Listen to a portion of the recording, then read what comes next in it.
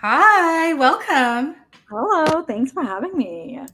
I'm so excited to have you today. I think you've got such an amazing network that's come to support you. So thank you so much.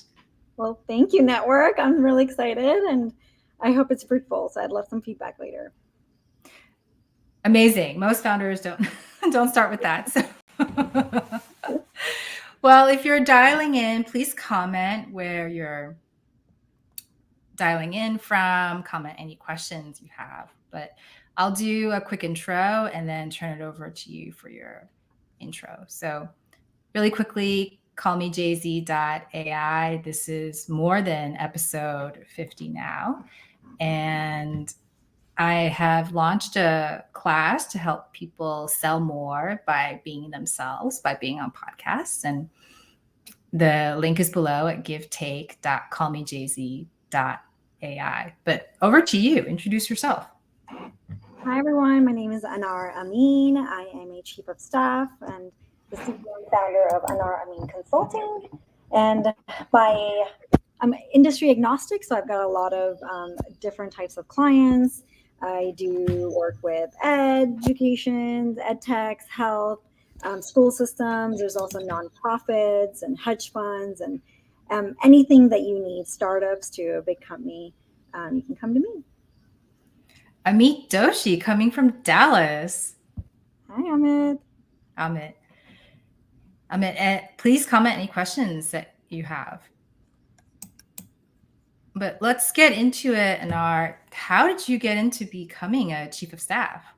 That is a very, very good question. I was actually a educator. I was a teacher for a very long time, and I became a superintendent for a private school system. I was doing that for about 13 plus years, almost 15. And then I realized that I had grown as much as I can in the leadership roles that I was given. So I wanted to pivot, I wanted to exit gracefully. And somebody was just like, you'd make a really great chief of staff. And here I am thinking, what is that? So I had to go Google it and be like, oh my gosh, this is me. This is the exact same skill sets that I have. I can very much do this. It's a good mix of like change management consultant, project manager, a founder in itself, and just someone that just understands all of the different work streams that are there. So I quickly just jumped into it. I think I pivoted 5 days after I exited being an educator. And here I am, just really, really having a great time and learning a lot. And I think my biggest strength in all of this has been is that the agility that you have to have in order to cater to the different types of clients, but also in one day you're catering to about 3 or 4. So switching that hat, putting on the right hat, making sure you're prepped for all your calls and all the executions that you have to do. So it's definitely keeping me on my toes, but I wake up very happy every day at 5:30 a.m., watch the sunrise, and then I get to work. So here I am. Wow, that's an early rise. How do founders start being CEO and then end up being a better CEO? So we have a lot of founders here who have a similar story of transitioning from one thing to another. How do they become that fourth time serial entrepreneur? Yeah, that's a great question. I think wherever you are in your journey, right, whether you just have an idea or you've already launched and you've got 2 people in your office or you've got 50 and you're doubling to 100 next year, I think there's a few things that we should super remember is that as a CEO and a founder, you need to discern what is your core work and explore work. And there's a lot of really great ideas that'll come to your mind, and you've already started out. You're down this one path, right? You've got this really awesome strategic vision. You've already got your OKRs, you've got your metrics in place, and all of a sudden you hear this like amazing idea pop up, and you want to pivot, and you want to go ahead and be a little bit agile, and you want to put something out there that's different and like get everybody bought in and riled up. But hello, let's wait, let's back up a little bit. Is this the core work of what your vision and mission and your values were? Or is this explore work where you can wait to do this and work on this until you've got the core down? And I think a lot of times if a CEO or a founder is not able to discern that right away between the two, it really gets your staff and your employees and your supporters and advocators riled up in a different direction that you want them to go in. So the first thing I would advise is just make sure you know what's your core work, what's your explorer work. And then the other thing I would suggest is really establish an awesome cabinet or an office of the CEO. You need the best people around you that understand your vision and what you need to put out there, but don't mistake um, someone that has like an understanding of it but not the skill set for it. So if you really want to hire your best friend, they better be a good CTO or a good HR or a good like product person. Otherwise you're just not going to have the right environment to thrive and to succeed. So that would be the second thing that I would recommend. Well, I have so many questions already, so I'm sure the audience does as well. Awesome. Can I ask you about the first thing? Sure. So I'm going to play devil's advocate because I've worked with some of these personas. Let's say I am a serial entrepreneur or a data scientist. I am super brilliant. And after I figured out a problem, I want to immediately move on to the next shiny new problem. And Right. so doesn't mean that my company or my team has solved the initial problem, but I'm already done. Like I'm already bored. And I'm not saying me, like these are a lot of people that I've worked with or Right. I'm helping right now. So what do you recommend for someone like that? That's a great question. So I think let me clarify what core versus explorer is again. So your core, your bread and butter, right? If you're this product person, is that you gotta keep going. You got the requirements in, you got to get them out, you got to make sure everything is good to go on this product. But you got three other products to work on because you're not just sitting there doing one thing. You have three or four things. That's your bread and butter. That's your core. The explore would be, all right, everyone, now we're going to scale. And now we're going to do all of this. We're like, hold up, hold up, hold up. Are we ready to scale yet? Because we haven't even tested this product out in a small group of people. So then let's not explore yet until you've done the core and the bread and butter part of it. And then come back later for the explore when you are very, very confident that your core is good to go.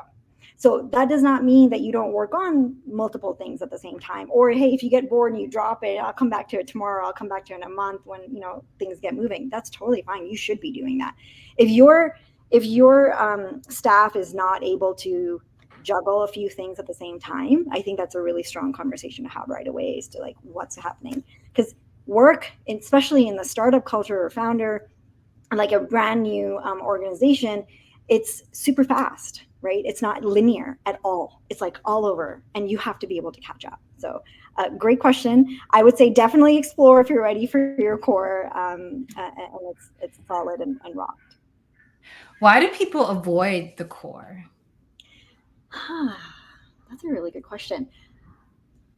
I know personally, I feel it's a will and skill type of thing, right? Like, I know I can do this, but I'm really not bought in. I really don't like the product. I still don't think this is the best thing that we should be putting out there. We're wasting our time. So I'm not going to do it. Or I'm going to be like, I'm going to procrastinate. I'm going to push it to the very end. I'm probably going to have missed a few deadlines. So it could be a skill versus will problem. But I also know that the CEO plays a really important role in getting clarity and buy in from the team. So if we are going to assign something to someone and they're not able to deliver, knowing that their skill set is there, that means they're not bought in. So you have to be able to pick that up really quickly. And sometimes that means you're in the day to day and in the weeds. And sometimes that just means like you got to have those strategy meetings where people can air their stuff out and really honestly share with you that, hey, this is not my thing. Please don't give this to me. Give me some help or take it off my plate, whatever it is, right? Like, I hope they don't get fired for it, but hopefully they can have an open space to be able to talk to the CEO about this. So you're saying the CEO's core is to inspire all direct reports to be super excited, like lit on fire about their assignment. Oh, absolutely. Like, the other thing I would suggest CEOs, you can be a 10x CEO if you have the right EQ, the right IQ, the right PQ, and the right SQ. And EQ is emotional intelligence.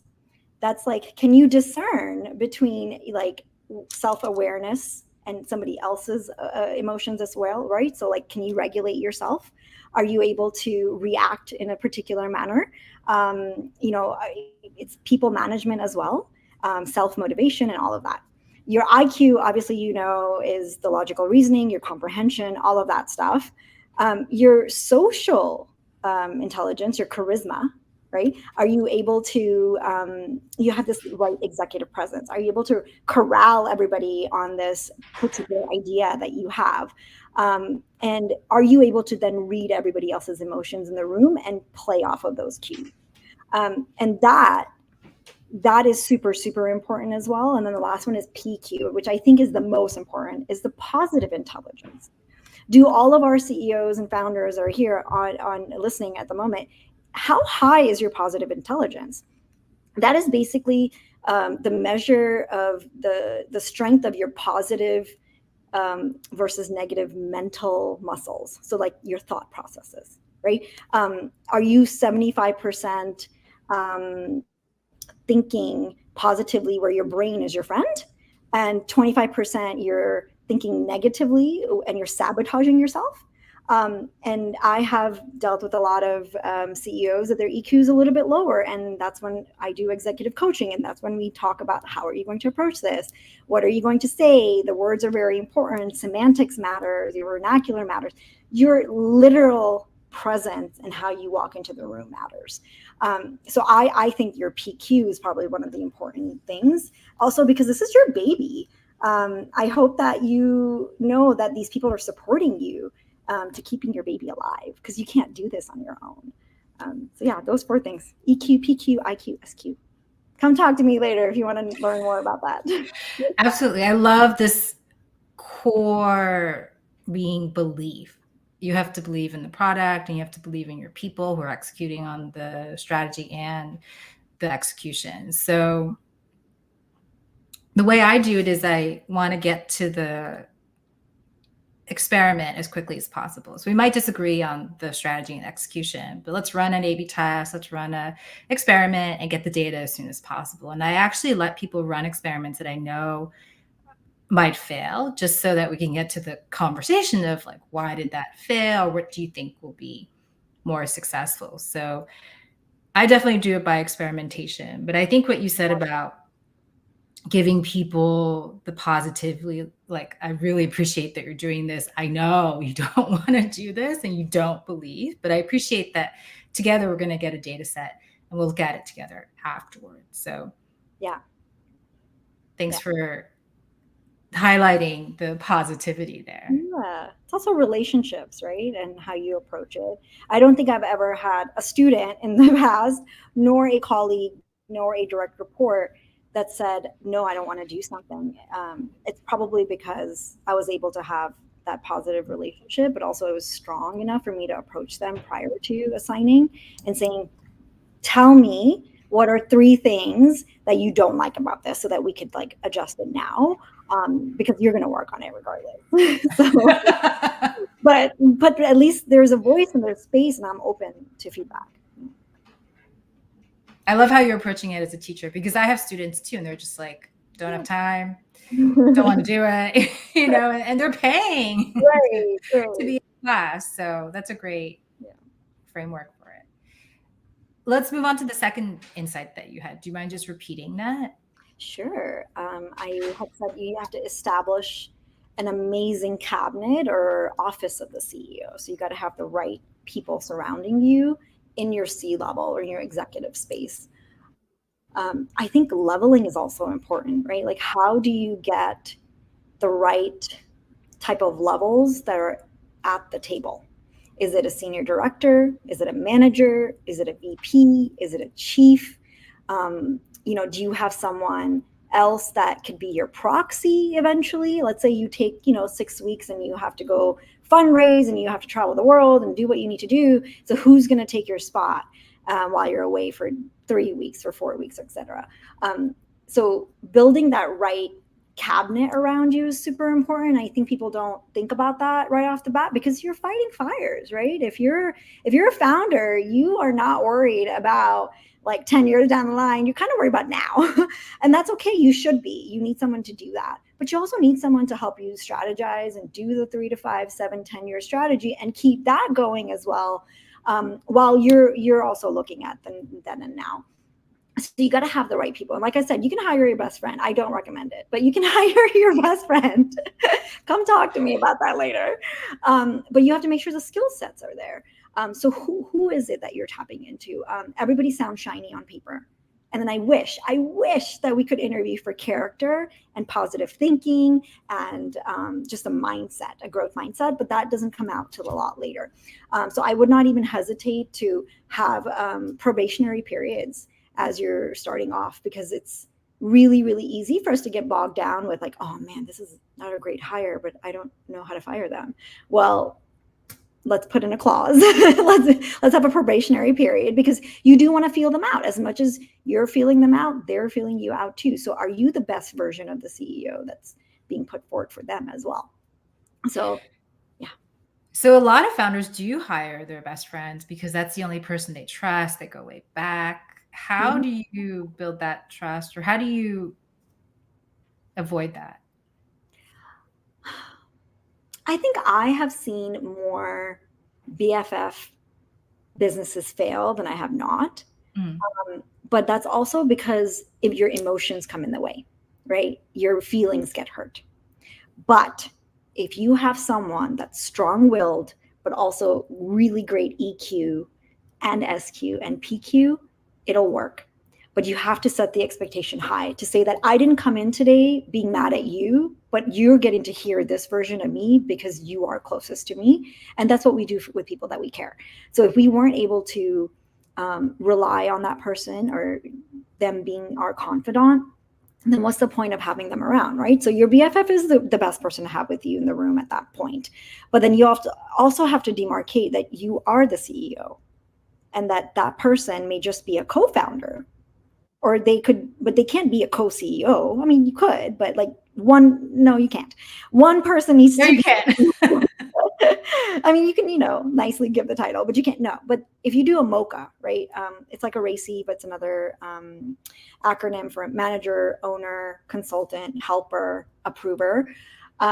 Who's the actual owner? It's the CEO. So I think if you set the expectations and say, like, we're going to have our good days and we're going to have our bad days, then yeah, it'll work. I think you just have to have that conversation. But I've seen it where a lot of first-time founders make the mistake and they're like, man, now we're not going to be able to do this. But I wouldn't want you to do that. So this is just my advice. But I would love for you to come chat with me later and give me a positive story of that it's worked out with your BFF. So I'd love to hear it. No, I recommend if you want to keep your BFF, you do not go into business with them. Okay, I'm glad you agree with me. From experience, yes. Absolutely, you're right. So that fourth time founder, then what are they doing differently? Good. Great question. I'm thinking of one I know in my head already. So I'm like, okay, that wonderful 4-time CEO, you really have a good grasp of what is happening in your business, but you're not even there, right? You've delegated that responsibility to others. Your office and your cabinet is top notch. And not just that, it's a healthy team. It's a smart team, right? Actually, I'm going to show you a really quick slide. And I want you, as whether you're first time, 4X, 10X, or whatever, really sit your cabinet down, your executive team, your core leadership team down, and talk about these 3 questions that I'm going to put up. 1, what does trust look like on the team? What are some things that you see, hear, and do that make you feel like you can trust others and that you can also be trusted on this team? If your group of leaders can answer this question very candidly and openly, but with empathy, kindness, and compassion, you're on the right track. And the reason is because if you know that you feel this trust and that you're giving trust, everything else that comes after is easy. Why? Because culture eats strategy for breakfast. If you don't have a good culture, which starts with trust, no matter what amazing plan you have, what amazing consultant you brought in to do this pretty graphic of our strategies and our OKRs and our priorities, it's just not going to work. You have to build that trust, right? And the trust can be, hey, Jay-Z, I really think that you should never come to one of our meetings without those glasses, because those glasses are the ones that like lift me up every day, right? But I want to be able to tell you that. That's a positive thing. But now imagine if I wanted to tell you, Jay-Z, I'm just picking on you because you're here. But if I wanted to tell you something that's not so great to hear, like, hey, Jay-Z, like, I really don't think you should wear the color black ever in our meetings. Don't ever show up like that. But I should be able to say stuff like that to you with empathy, kindness, and compassion, and it not be taking to heart, right? It does not break you at the end of the day, and you still wake up the next day like respecting me, being my friend and confidant, and wanting to come to work. So I think that's super important. The other question that you may want to ask your team as a 4X or 10X is, are we a smart team? Right? How are we a smart team and how are we not a smart team? And this is coming from Patrick Lencioni. It's from this book called The Advantage. And he shares in there that a smart team means that you have efficiency, right? You have processes in place, you have structures, you're innovating. Innovation is that explore work. I've already got my bread and butter down, my core. Now I have time to like explore and innovate and like disrupt and come up with all these cool ideas.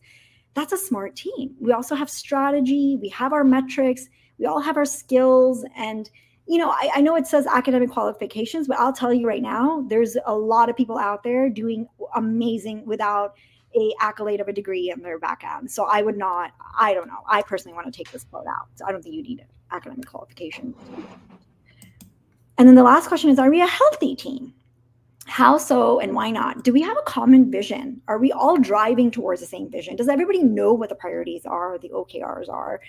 OKRs are objective key results.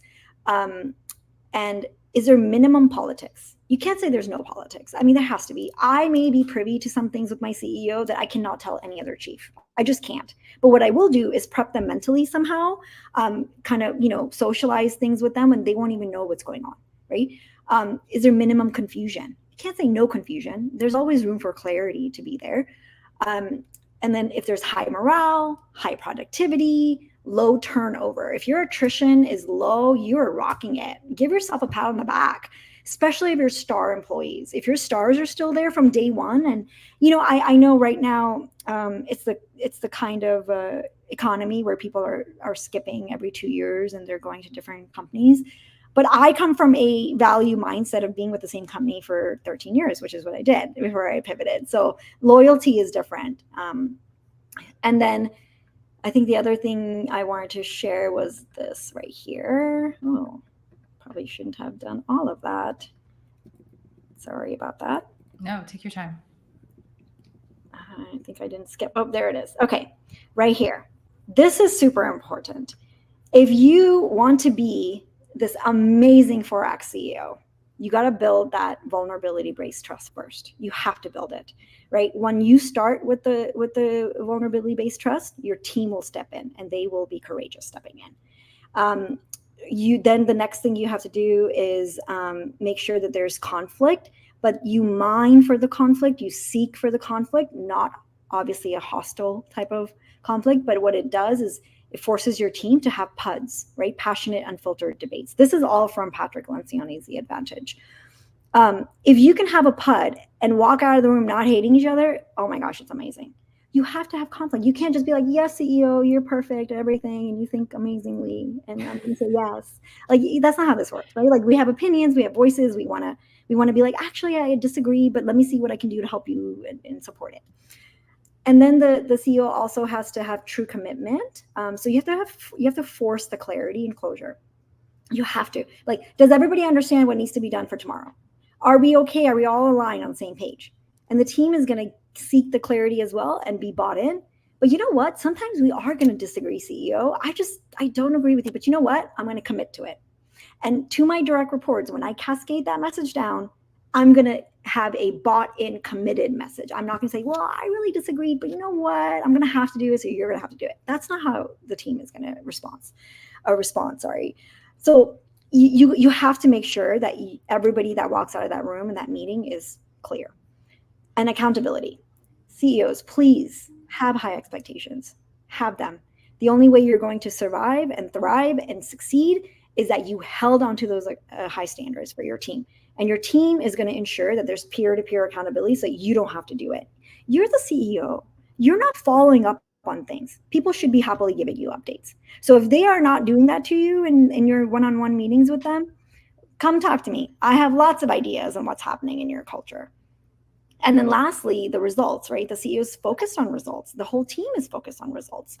And then the team itself is going to focus on the collective results, not individual results, right? You're always going to make decisions that are collectively good for the company and for the stakeholders that we're working for. It's not that, oh, well, I really think that we should put this product because I want to be able to use it. Well, that's not how this is going to go, right? You did a needs assessment. The community needs it. So this is why you're making this decision. So I wanted to share that because I think that if you can do this pyramid well and have all of these honest and candid conversations, you're going to thrive. You're going to be 4x, 8x, 10x, whatever it is, whatever number XX you want to put on there. I love that you start with this vulnerability-based trust. The Google Psychological Safety Study really points to this. And so many founders still think that if their directs can do it like they would have done it, that's success, but it's not. It's just knowing what the result should be. Like, we're going to hit this profit goal or close these deals. Yeah. As long as we do that, it doesn't actually matter how you got there, as long as it's ethical, right? So it's a big shift.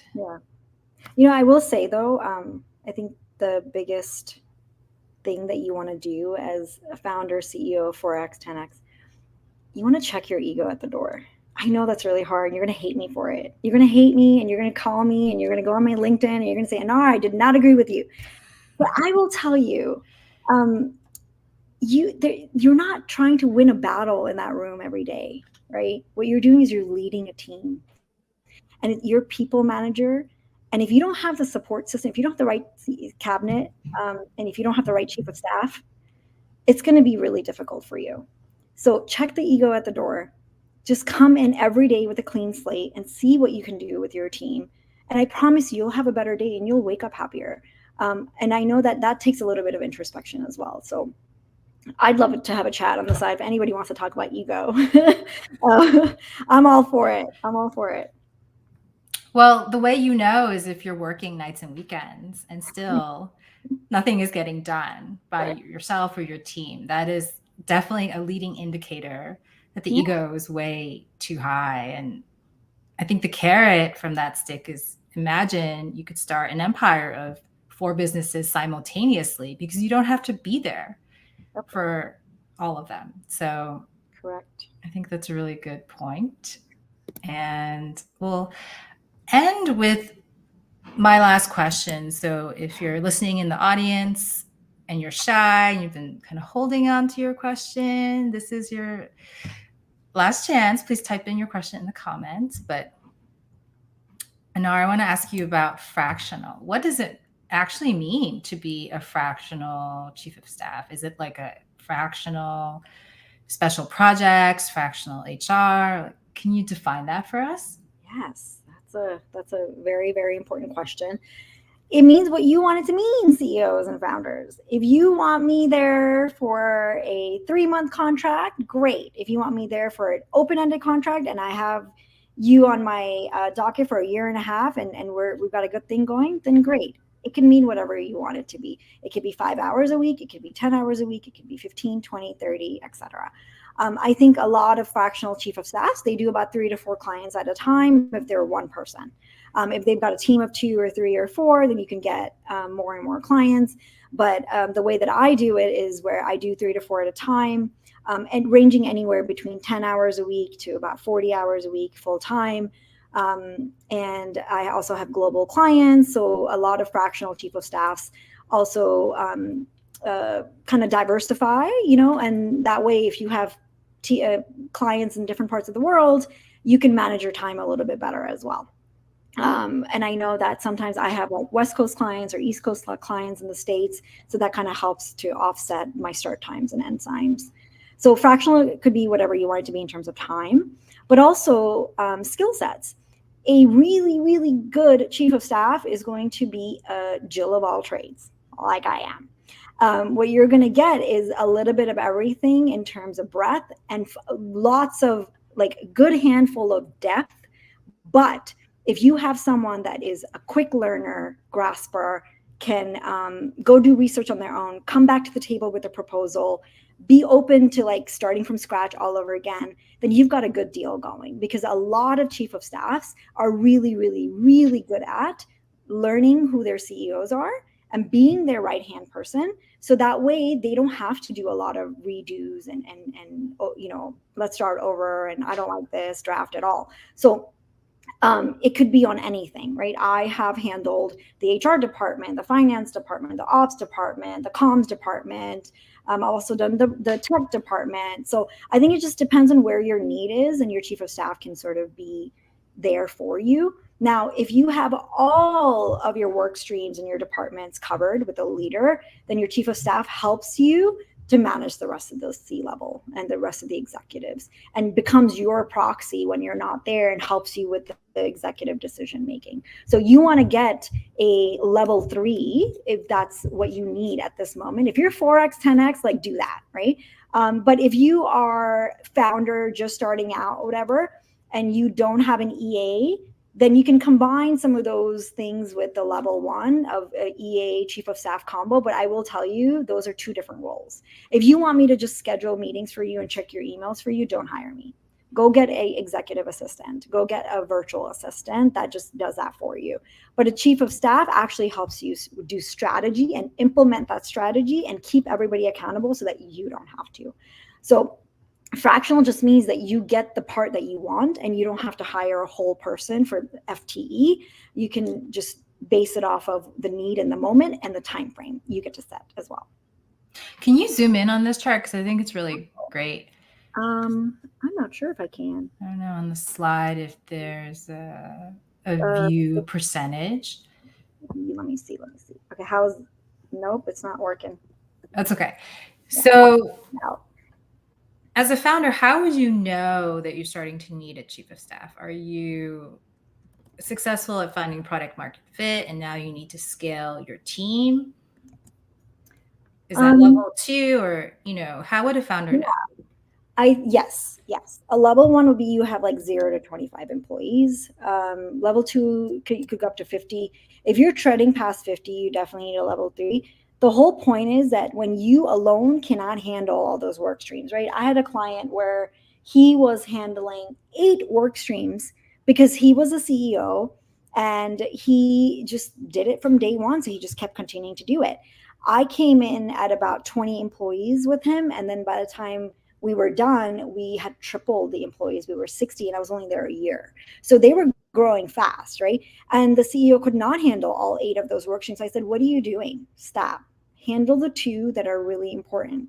Fundraising, get out there, get the money in, but also like do your job. You're the outward facing one. Let me handle the other 6. Right. And like I gave him 1 more and I said, you handle these 2. I'm going to do the other 6 and I got you. And it was like HR, tech, ops, marcoms, one other one I can't remember anymore, but I was handling it all because that's how good I am. And your chief of staff that you're going to get should be this good. Now, it's okay if they're not. Sometimes you just need to take a chance on someone and start off. That's what happened with me. Somebody took a chance on me. But the potential that they saw in me, the will was really high, the skill was really high, and they'll also get there.